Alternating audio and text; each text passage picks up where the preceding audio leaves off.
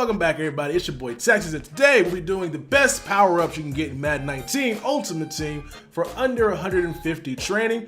This video is going to be on the offensive one, and I will drop a defensive one later, just like I did last time. I got to mention this for those that are unfamiliar. You don't have to buy the best version of the card to power them up. You can buy the 68 overall silver and then power it up to the version I'm showing you in this video. Try it out, and if you like the card, you can always finish powering it up to its best and possible version. But what these cards are going to be budget players for those that don't want to break the bank. And because there's some really good ratings you guys will see. Like, some of these cards compare super well to their counterparts, and I don't know why that seems to be. They're 2 overall less, but a lot of the stuff on the back of the cards like -1. And with -1s, unless it's a certain threshold, you're not really gonna notice that in game. So without further ado, man, let's go ahead and check out the best offensive power-ups for under 150 training. We're gonna start with the halfbacks. No quarterbacks in this video. None of the quarterbacks kind of specialize in anything. Like Russell Wilson and Carson Wentz and Cam Newton have speed, but not so good throwing stats. Tom Brady and Aaron Rodgers have decent throwing stats, but no speed. Like, I chose Matt Stafford in the last one just because he had that high throw power, which you could see and make an immediate impact, especially on long balls down the field, whereas the quarterbacks in this range of training, pretty useless. But the running backs, there's 2 in particular I think you guys should pick up. One of them gonna be this Jordan Howard. So I wasn't gonna add Jordan Howard to this list, but I figure he basically is a bigger version of the card I'm gonna show you guys next, and the stats are very similar. So Jordan Howard, to get up to an 82 overall, will have 83 speed, which is really solid. Like, you look at the halfbacks right now that aren't like the Saquon Barkley and the other halfbacks that have like high speed. Most of them are gonna have a range of speed between like 83 and like 86. That's pretty much what you see. Zeke's like 86 speed. David Johnson's like 86 speed, I want to say. The Kamara's at 85. I think 85. Like, these cards aren't like super fast. This is a big boy, 250 pounds. This is me, like 250 pounds just churning through the line of scrimmage, bro. 83 speed is decent enough. It is gonna be hard to bring down, especially because he has high break tackle. For those that believe in strength, 76 strength, that's very high. And then on top of that, he does have, what is this trucking? Where is it at? 81 trucking, which is really solid. So you got a 250 pound back you can power up. Now, I only chose this guy because, like I said, he's a bigger version of the main guy who I'm focusing on for running back, which is going to be Leonard Fournette. I don't know for some reason why EA values Leonard Fournette as much as they do. There's a Jags fan that made these ratings, bro. Leonard Fournette goes up to an 82 overall. He's 84 speed, like, bruh, like 84 speed on Fournette. Now, I think he's like 230 pounds, so he's not as heavy, obviously, and the weight does make a difference, but they got him at 77 strength for those that believe in that, so he's stronger, faster, I believe he has higher excel, and he has 86 trucking as well. Like, bro, this Leonard Fournette, if he just weighed a little bit more, would be super glitchy. But right now, those are the 2 best halfbacks you can power up for under 150 training. Fullback wise, only 2 you can power up. One of them is going to be this Kyle Juszczyk. I was going to think about James Devlin, but he's slow. And fullbacks with low speed, after what I did last year using Patrick DeMarco the entire season, you don't want a fullback with low speed. You're going to get out there and get mad. You throw a toss play, he's going to be out here just moseying along. I'll get there eventually, like, yo, I'm going there. I'm gonna get to the block. I'm gonna get to the block, and then you get tackled. And so Juszczyk, even though he's not the fastest guy, right now his 82 is gonna have 77 speed, which is decent. But 77 speed with 78 trucks, so he can run the ball a little bit, but he's more gonna be here for his run blocking. His run block's at 74, but I don't know what's more important because they had a new rating on cards now called lead blocking. His lead blocking is at 83. So maybe run block is like the initial engagement, but because this guy is going to be doing toss plays or maybe running some I formation dive where he's going to be going and moving and running into somebody, maybe the lead block is more important. But the reason why this guy's on the list is I'll show you guys right now. It's only going to cost you 148 training, which is pretty much the cost if you quick sell an 82 overall or an 83 overall. And so right now I have his 84. I have his 84 overall fullback, and that's going for about 50K last I checked. And so we can go ahead and compare those 2 side by side. You guys will see what I mean. Like, these 82s compare very well, or these power-ups before they get to the max level compare very well to some of their top tier cards. Now in this case, you see a -1 in speed, and then a -2 in lead blocking, and a -2 in run block, but those things can be kimmed up. So I don't see the point in spending 50 to 60K on the 84 overall fullback when you can spend damn near half that, if not more than half that, on his power-up, which will get you the same result. Now we're on to the tight end. Hunter Henry, actually, quiet as is kept, is a really solid card.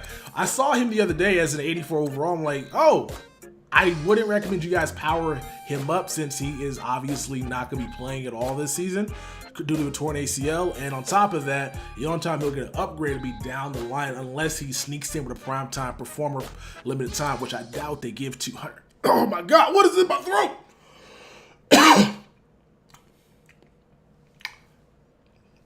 I don't know what's in my throat, but I almost died right here. My eyes is watering. What the All right, where was I at? I doubt they give him a primetime performer card. I would like for them to, just because it'll be kind of interesting to see how the market will shift. Because this tight end is actually really dope. So 77 speed, so he's just as fast as that college use check, and he has better run block at 78. Now, again, his lead block is not high, but at the initial point of engagement, if this guy's on your line of scrimmage, he will do a fantastic job at moving guys out of the way. So the speed's nice. He can catch with 81 catching. He can block. And he's tall, so Hunter Henry is a great option, but for those that want somebody a little bit better at run blocking, I got you. Obviously, that is going to be this Delanie Walker, who is also under 150 training. To get to his 82, he's going to have 77 speed, so just as fast as the Hunter Henry and the Kyle Juszczyk. He's going to have 75 run block, and his lead block's at 58, so I don't think that matters, but he can catch. Only thing about this guy that's kind of annoying is that he's short. He only is at 6 foot tall.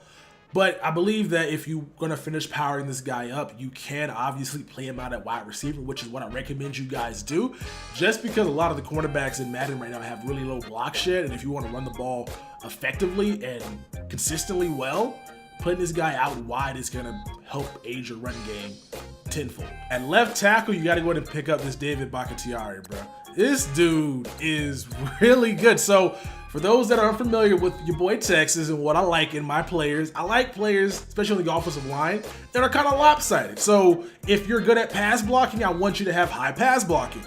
If you're good at run blocking, I want you to have a good run blocking. I don't care about either or. I don't want no mixture of 85, 84, 86, 83, 80. I want you to have one stat that I care about to put you on my team. So that way I can build better teams around what you do best. This David BAKHTIARI, what he does best is pass block. So to get him to an 82 overall, which is going to cost 148 training, a theme of this video, I should probably stop saying that, he's going to have 86 pass block.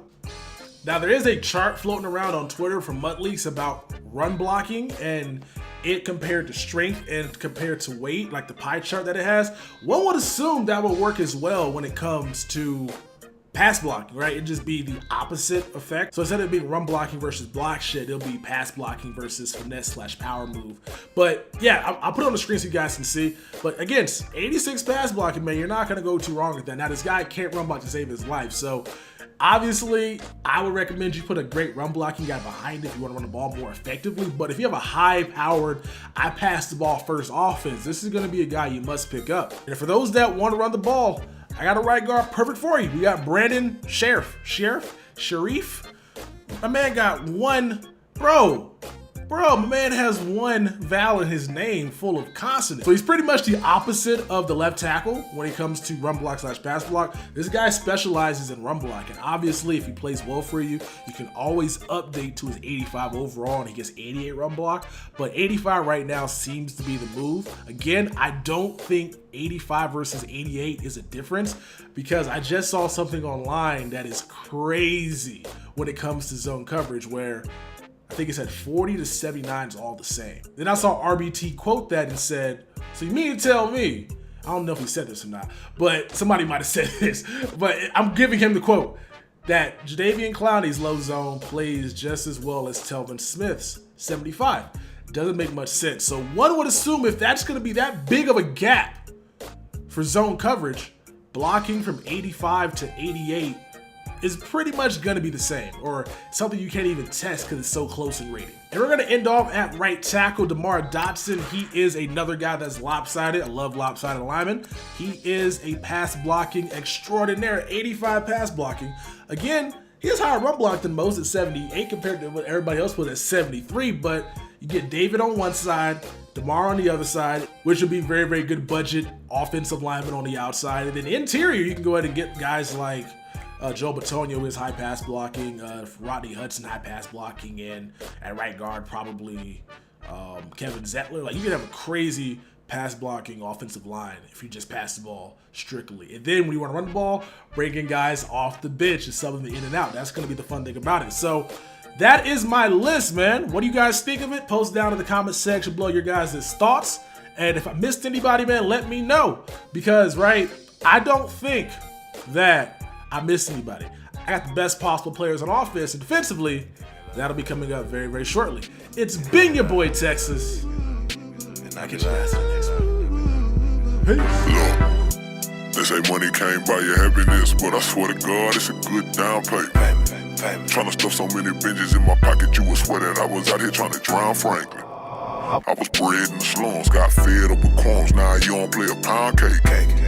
Told me when it was a root of all evil, but I swear to God, I ain't never found safe.